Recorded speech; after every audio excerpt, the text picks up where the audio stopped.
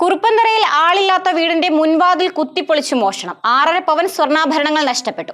Kuruppanthara 6 mile LC സേവ്യറിന്റെ വീട്ടിലാണ് മോഷണം നടന്നത്. 3-4 മാസമായി LC സേവ്യർ വീട് പൂട്ടി മകളോടൊപ്പം തൃശ്ശൂരിലായിരുന്നു താമസം. ഇടയ്ക്ക് വീട്ടിൽ വന്നു പോകുമായിരുന്നു. ഇന്നലെ ഉച്ചയോടെ വീട്ടിലെത്തിയ LC സേവ്യർ വീടിന്റെ മുൻവാതിൽ തകർക്കപ്പെട്ട നിലയിൽ കണ്ടതോടെ അയൽവാസികളെ വിളിച്ചു വരുത്തി പരിശോധിച്ചപ്പോഴാണ് വീട്ടിലെ മുഴുവൻ മുറിയിലെ അലമാരികളും സ്റ്റോർ റൂമിലുള്ള അലമാരി ഉൾപ്പെടെ കുത്തിപ്പൊളിച്ച് അലമാരിയിലിരുന്ന മുഴുവൻ സാധനങ്ങളും വാരി വലിച്ചിട്ട നിലയിൽ കണ്ടെത്തിയത്.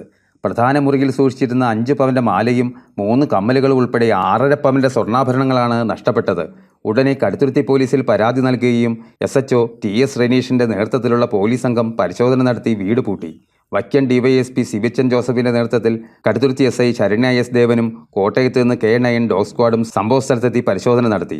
ഗണ്ണർ എന്ന പോലീസ് നായ സ്ഥലത്തെത്തി മണം പിടിച്ചു.